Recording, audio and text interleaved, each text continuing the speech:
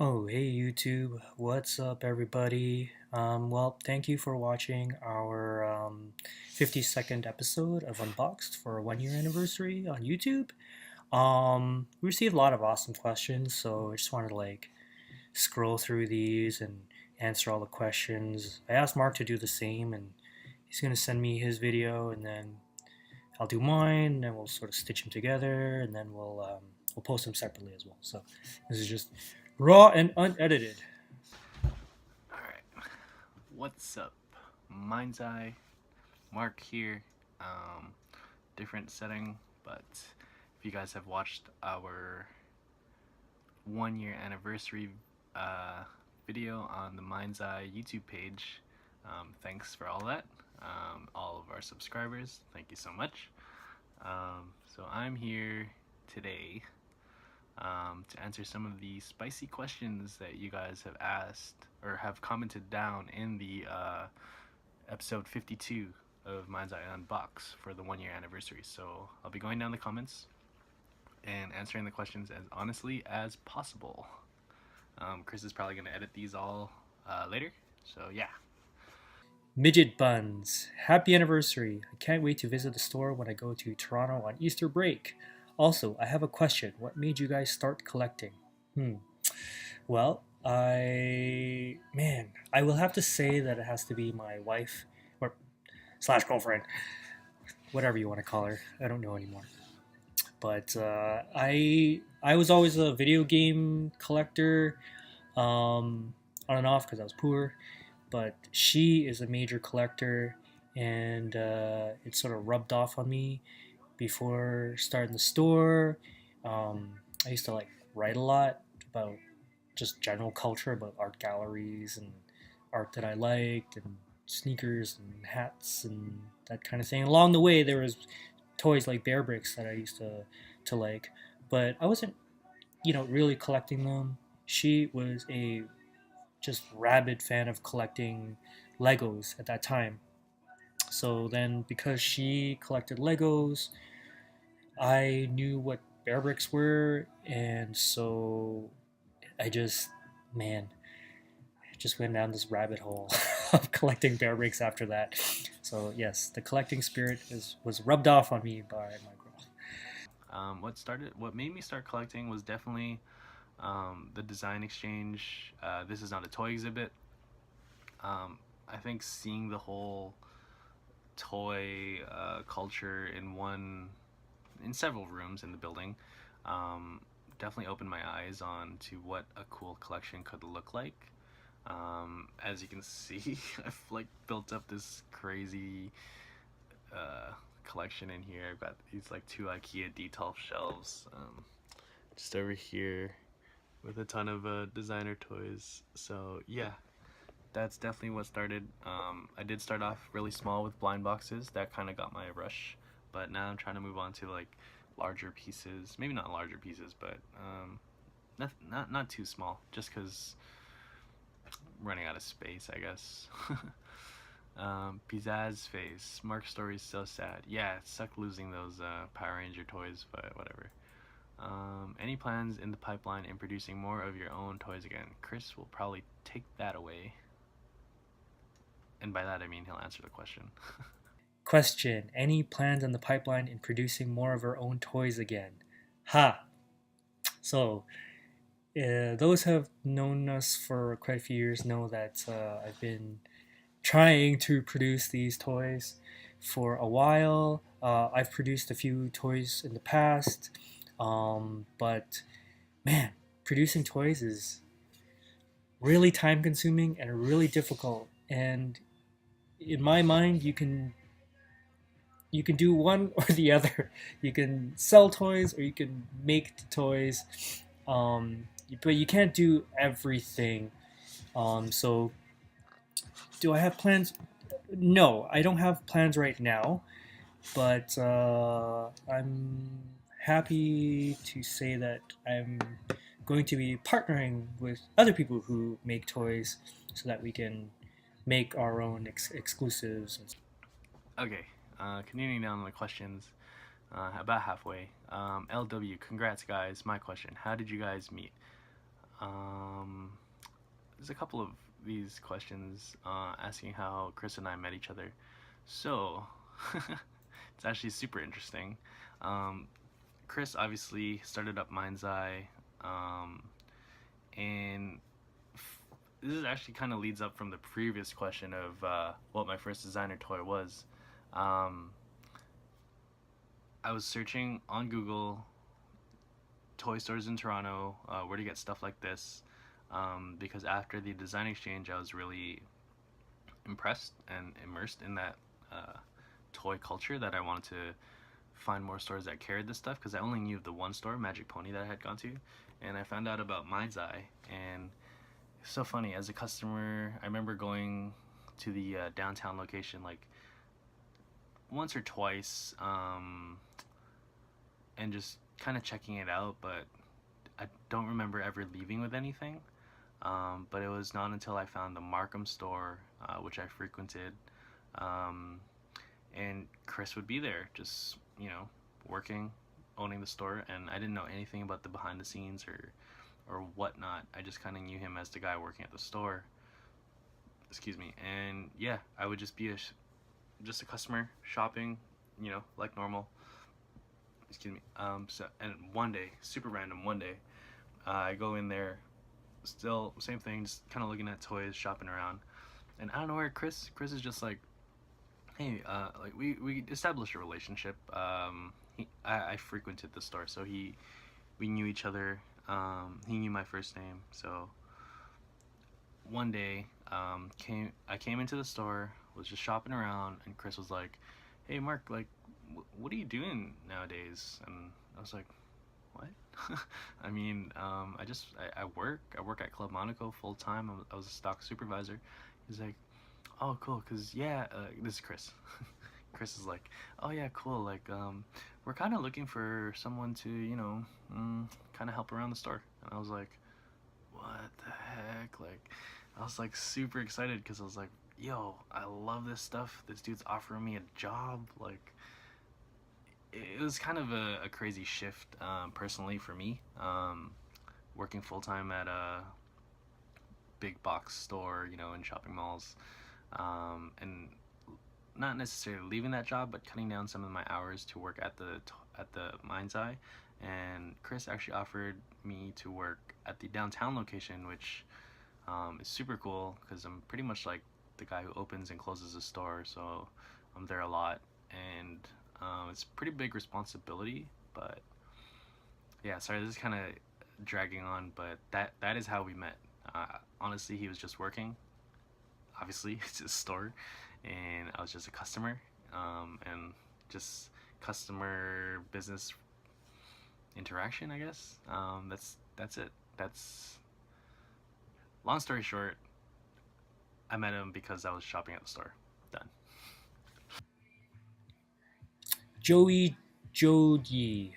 Hey guys, great channel, quality videos. Question: what is the most expensive designer toy that you guys have acquired? Thanks. Ooh, wow. I would say that.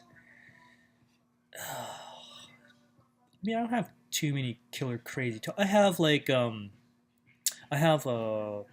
Well, I didn't buy it for myself.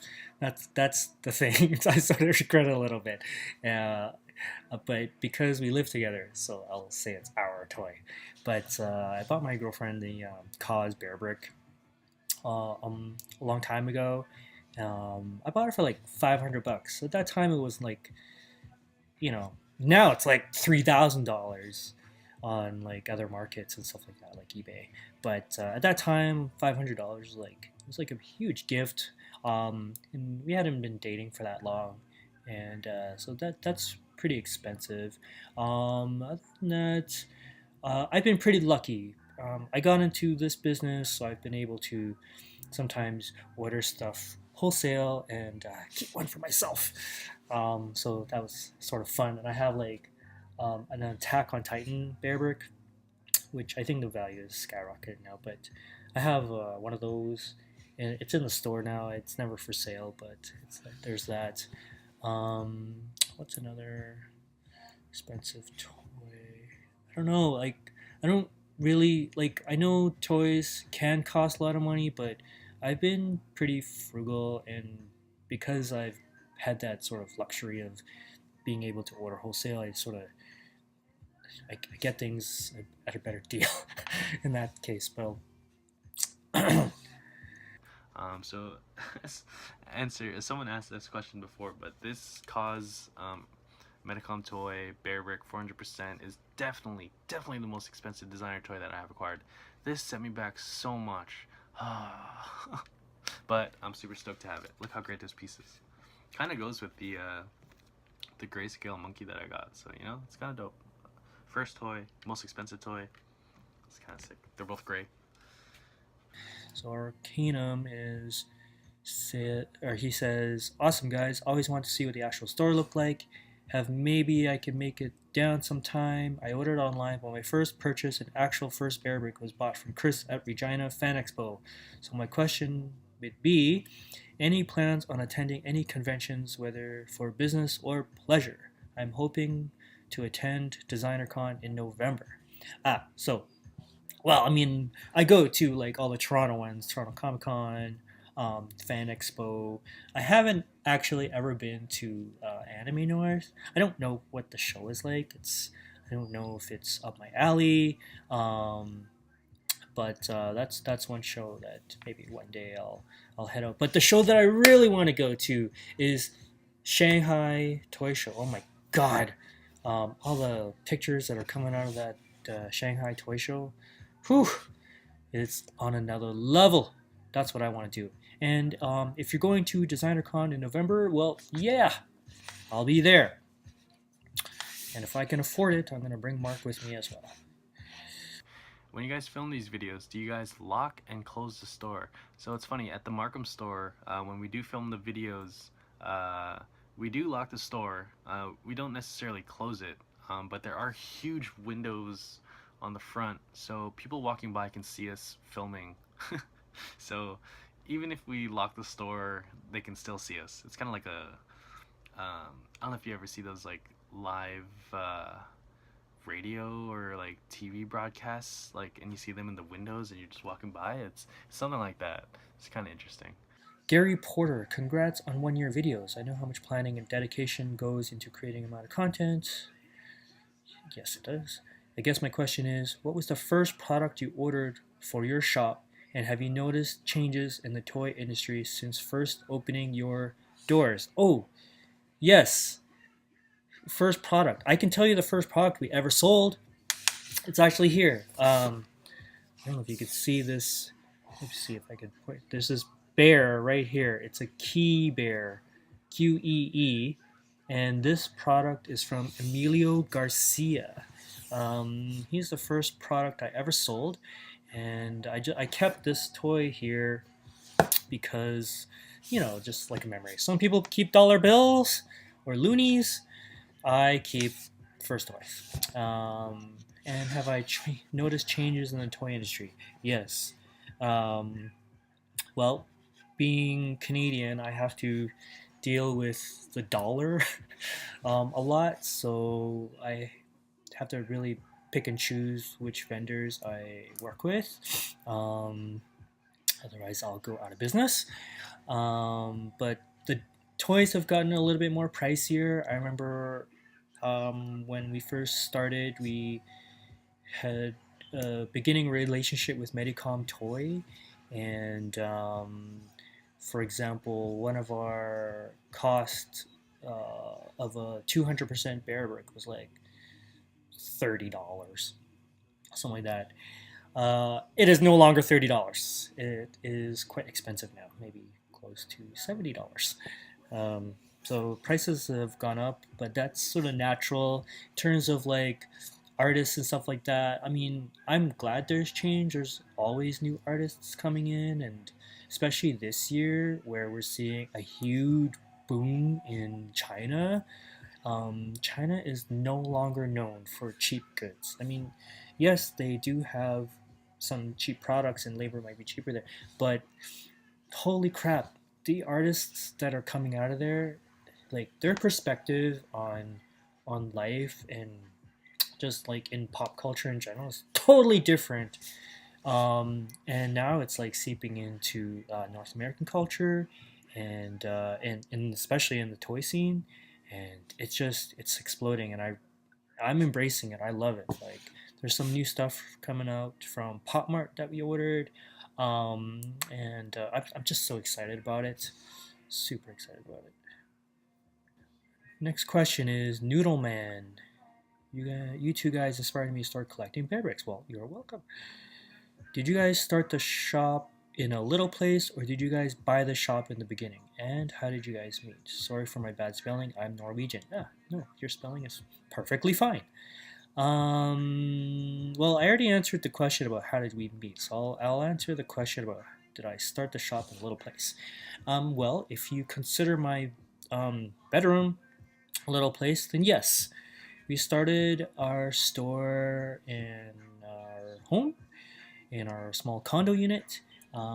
Basically, a few years ago, before the store, I was working at like a Bell, which is like a major telecom company, and I love that job. But I wanted to do more with my life, and I've always been like an entrepreneur.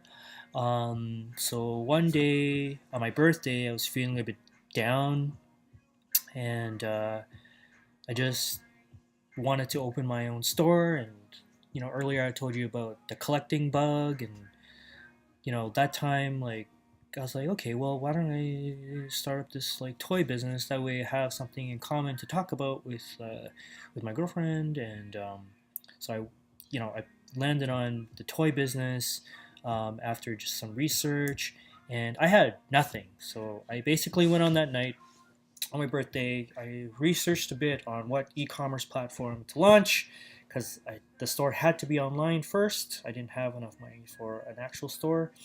Um, and I picked Shopify, my fam. I love you guys.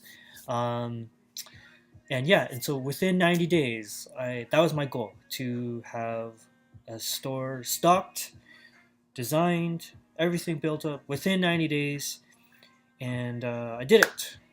I did it. January, I think it was January 26th or 27th, I had launched my store to the tune of $0. So I had no customers in the beginning. It wasn't until like a month later I had my first sale. um, so yeah, that was how the store first started. I obviously shortened the answer a little bit, but that's it. Roango Star, why don't you do vids in the other shop? I went there and met Mark. Really? Who is this? Roango Star. Um, if you're ever back in the Toronto store, let me know that that's you because I'd never know who Roango Star is just by someone shopping. Why don't we do vids in the other store? It's probably because it's a lot further from Chris and Scam, who owns the graffiti side of the store. Um, it'll impede his customers if we're sitting in the middle of the table of the store just recording videos and someone comes in. It's kind of like a little weird for the downtown store. There's a lot.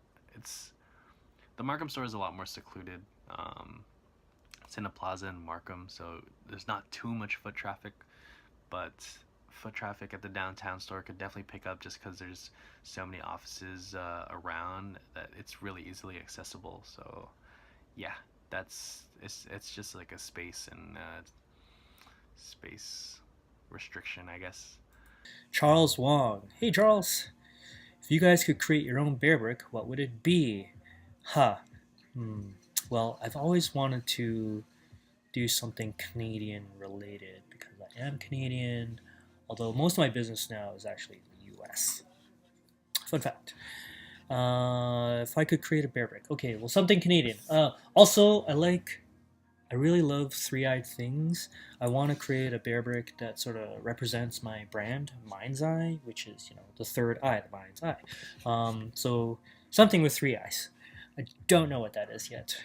Need to find some kind of design that I fall in love with. Honestly, if I were to create my own, it would probably be my own version of a Daruma bear brick. I do have, this is one of my first tattoos, but I do have this Daruma bear brick up here.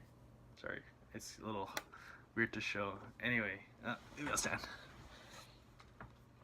So I'd love to do my own version of a bear brick. Obviously similar Daruma, maybe a matte finish, not really a shiny plated super gloss one. And it would probably be the same. On this one I have kanji that says Kaizen, and Kaizen basically means or translates into continuous self-improvement, and you fill your eye to set your eye on the goal of always improving, but you can never complete that goal, so you would never have to fill in the other eye. I kind of like that. I don't even know what it would be called. I kind of like that, I guess, way of life. You never have to finish. You never have to complete it. You know, there's always something to look forward to. You can always keep going, keep improving, keep getting better. So if I were to create my own beer brick, it'd probably be a collaboration with my own brand, It's Over Matter, Daruma Design. Yeah, that would be it. If you guys have any further questions, just give me a shout. Let's see what else we got down here in the list. Dina R. Happy anniversary, Mindzai. Great content as usual. Love seeing the Markham store since I'm only able to see the downtown one. How do you choose what is going to be on the video for the week? Whatever is new to the store? I think Chris is going to answer this question, but to be completely honest, I'll hit up Chris like the night before, so on the Tuesdays, and just be like, yo Chris, what are we opening up tomorrow? And he'll kind of just on the fly just shoot something out. Basically it is whatever is new to the store, that way it's fresh content. It's not something that we are sitting on lots of inventory of, or sorry, it's not something that we're just like an older product that we don't have too many inventory of. So something new to the store is definitely the best to cover because it's fresh. We have a lot of inventory and we want to move the product. So yeah, I'll hit them up the Tuesday night, and then Wednesday mornings on my bus ride to work, I'm on the bus with my laptop typing out our video script. Hope that answers your question.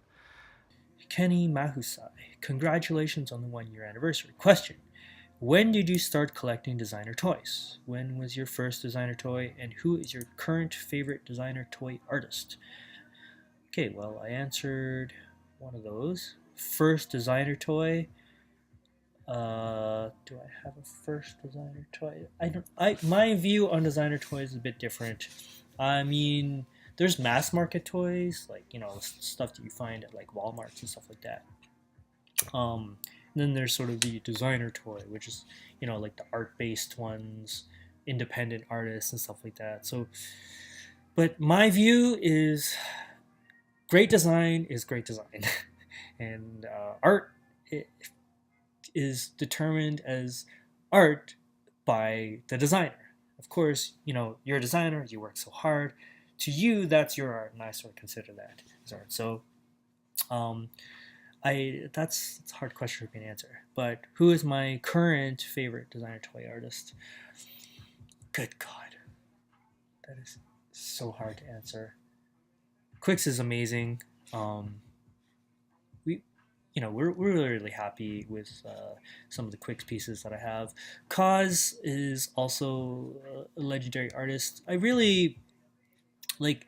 He's in a tight bind because like a lot of people like they look at Kaz stuff and they see how much price it is, and they judge him by like the hype beast collectors that collect him.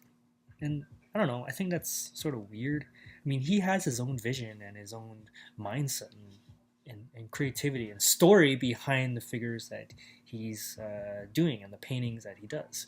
And I appreciate that on another level. So, Kaz is definitely a favorite. Mine. Not that I can afford a lot of pieces. What else? Man, I really gotta look around sometimes. I'll stick with those answers for now. That's difficult. There's so many good ones. So when did I start collecting designer toys? I believe it would be in 2012. So 2012 was probably the first time. I think I was like very new to. No, it could have been earlier. Maybe, let's say 2012. Basically, my friend brought me to Magic Pony, and I got one of my first toys ever. It was a Joe Ledbetter monkey Zodiac. Relates back to the previous question. So that was one of the things I was able to relate to as a person into this designer toy industry, I guess. Like seeing a cool shape design monkey um, made me start, I guess. I would say, yeah. Sorry, that also actually leads into the second question. What was my first designer toy? I should bring that out. I have that still.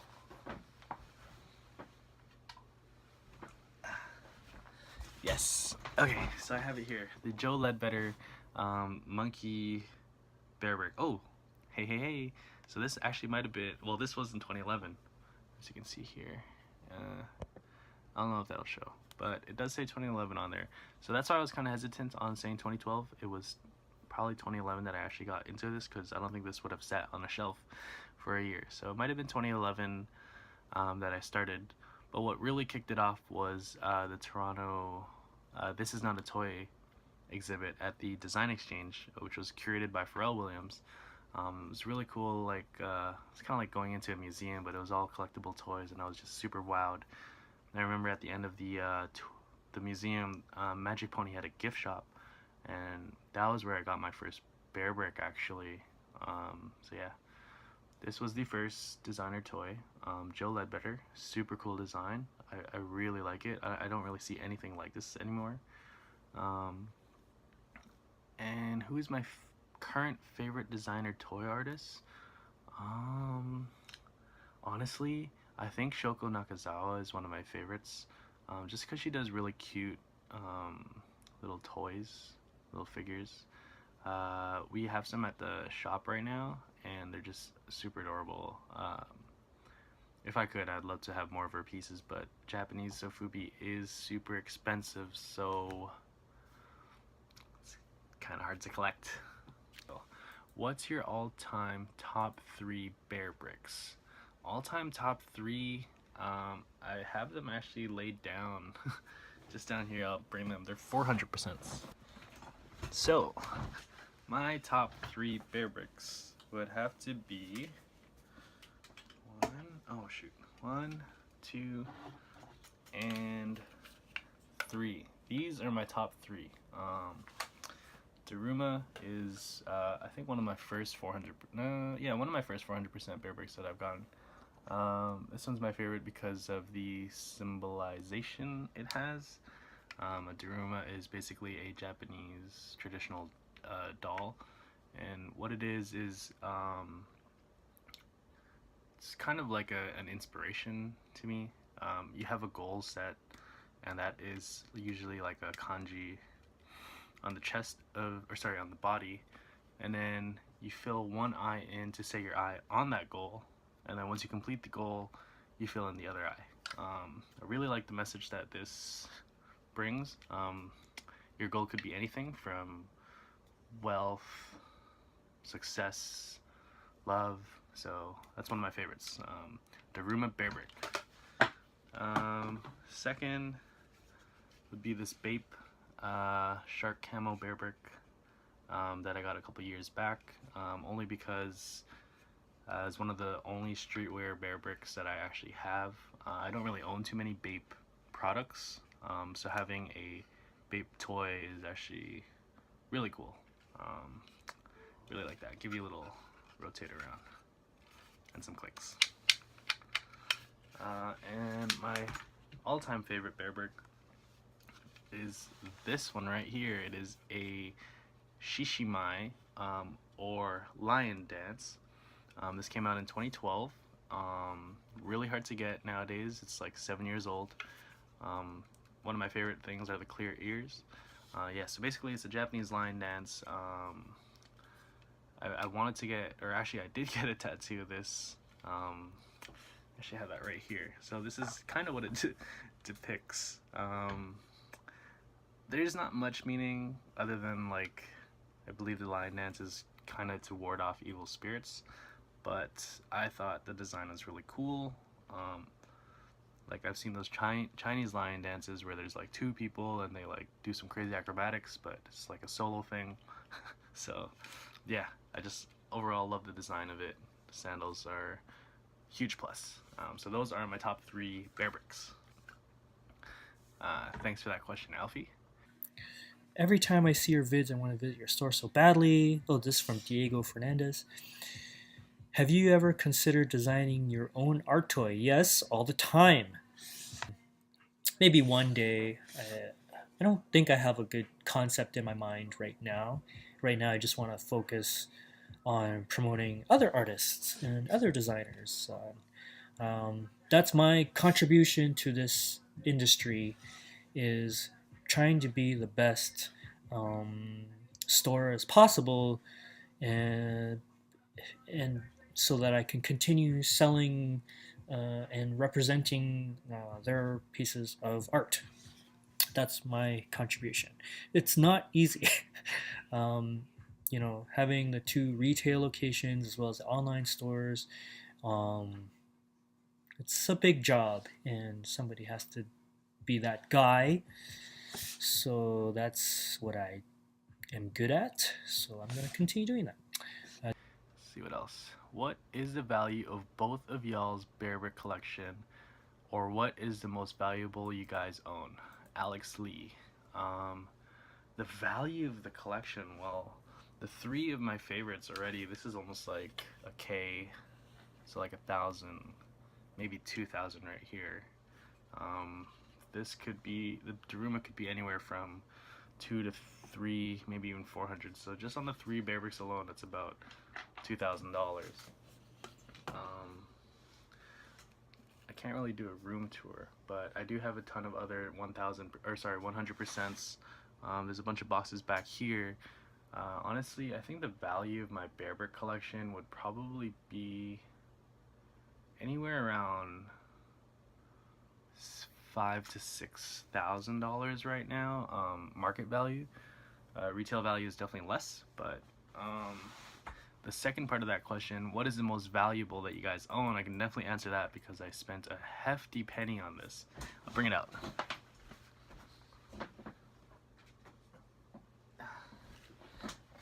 All right, you guys are gonna be super stoked.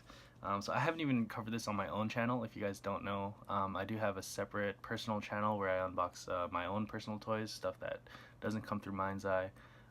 You could find that. You might type in Mark Garcia or Mark Garcia unboxing or try It's Over Matter, ITSOVERMATTER. That's my clothing brand. There is one other account on YouTube that has the same name, which was me, but I wasn't really doing anything with it, so I kind of started this other channel. Anyway, back to the question. The most valuable toy that I own is this Cosflayed Companion bear brick in the gray version. Got this from a customer actually who was shopping at the downtown store. Eventually he wanted to let it go, and he gave me a really good price, nowhere near market value, but definitely a hookup for a homie. This is probably my most expensive piece in my collection. Market value, I don't even know. It's not even on eBay. I've seen the brown and the black one on eBay. Excuse me, and I believe they're going for about 2,000. So just the one piece alone could be anywhere around $2,000. My most expensive piece in my collection, right here. Yeah, but that is it. Tristan Beachy King. Hello, fellows. Your store looks super fun. Plus, there's a bird on it. Yes. So, which artists don't put out enough toys to satisfy your collecting needs?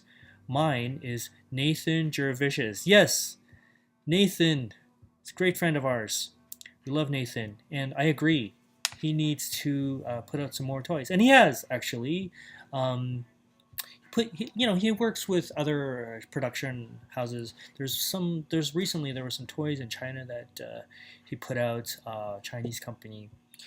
they weren't really released over here, but there's that. And I saw a post the other day that he created some new glass sculptures from Sweden outside of the IKEA ones, and he's selling them on his own. So be sure to hit up his website for that.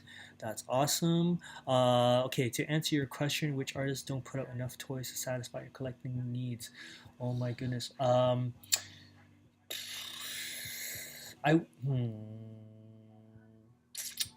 Well, Shoko Nakazawa, she's one of my favorites right now as well. I man, like all her toys are made in Japan and Medicom. Rightly so, she's Japanese, but I would love to see her style and artwork um, put out on more production houses and teams in North America. That would be pretty awesome. Yes, like that. Okay, next question. SM, are you guys planning to make another store? If so, make one in Hawaii. Ha! I would love a store in Hawaii. That would be so awesome. Get to chill all the time too. Am I planning another store? Yes, I am. Um, I think it just makes the most sense for me to have another store in Toronto. I don't know where yet. That is a challenge of Toronto. Is being here. Real estate is quite expensive. So I really have to be very picky. Also, retail is a dangerous thing to get into. I've been blessed to find spaces with relatively inexpensive rates um, with long term, but that that doesn't happen very often. So I really have to be careful. Like I said in the video, I would love to be in a mall, um, but we'll see. Bryce Martinez, have you considered collaborating with some art toy producers to get original limited editions? Yeah, I think I answered that already. We have a product coming later this year, end of Q2, exclusive, and you guys will love the artists that are involved. Chris Brewer, all the good questions have been asked below. Do you have any of the larger size bear bricks? Yes, we do. In terms of 1,000%, we don't have that many, but I can just count them on my hand. So I have a gold Lucky Cat bear brick that's in the store window. That's the Peko-chan. Oh, I just love that piece. It's so cute. The Attack on Titan bear brick. We have a Mickey Mouse classic, just like the red classic Mickey Mouse bear brick upstairs. And one of the more rare pieces that we have, for sure, this is a rare piece. We got just last year at in New York. There was a Mickey Mouse 90th anniversary festival, and we picked up one of the Fragment Designs 1000%. Oh my gosh, that is such a nice piece. It's like silver, it's chrome, beautiful. Next question is Joanne Mao. I literally just found out about this store today. Came in to buy some unicornos. Oh yes, I remember you, Joanne. Thanks for coming in. She goes, what are some of the best trading tips or advice you can give to newbie traders like me? Ah, so one tip I try to give people when they come to our trading parties is that you have to you can't just be locked into trading one thing for one thing. You have to make friends with other people and maybe find out what people like first. And then if you find out what a lot of people like, then you can let's say you talk to one person, you find out what they like, and then you remember, oh yeah, another person over there liked what this person wants. So you have to learn how to do two-way trades or three-way trades or four-way trades. And that's sort of how you get to collect the most. And not only that, when you do that, you actually, you help make them happy so that they're more willing to trade with you the next time that comes around. Anyways, that's sort of a tip that I can give to you. And also, you have to not think about trading in terms of dollar value as much. That doesn't work. And the last comment here is by Jessica M. You guys have such a neat collection of figures. Love it. One is wondering what the name of the fox is at 728. What inspired you guys to open up such a unique store? What's the best trade you guys have ever done? Okay, name of the fox. Okay, so I had to look this up earlier. I think you're talking about this piece up here. Let me get it. It's, I think you're talking about this piece. This is from Super Plastic. It's from Hukji. Dapper Scoundrels is what's written on the back here. I don't know the name of the toy, but it's really cool. It's got a little bird up here, the bat. Cool tattoos. Hukji, you're a legend, man. Thanks, bro.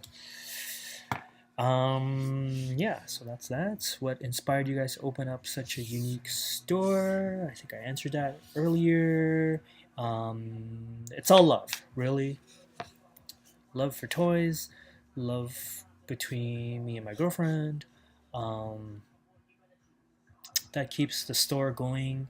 I can't say that having the store for a few years now hasn't been hard and difficult on our relationship, but I can say that if you can stick out and learn from each other and try to be the best that you can be towards each other, um, not the store, but to each other, then you'll have an even better relationship and an even better store.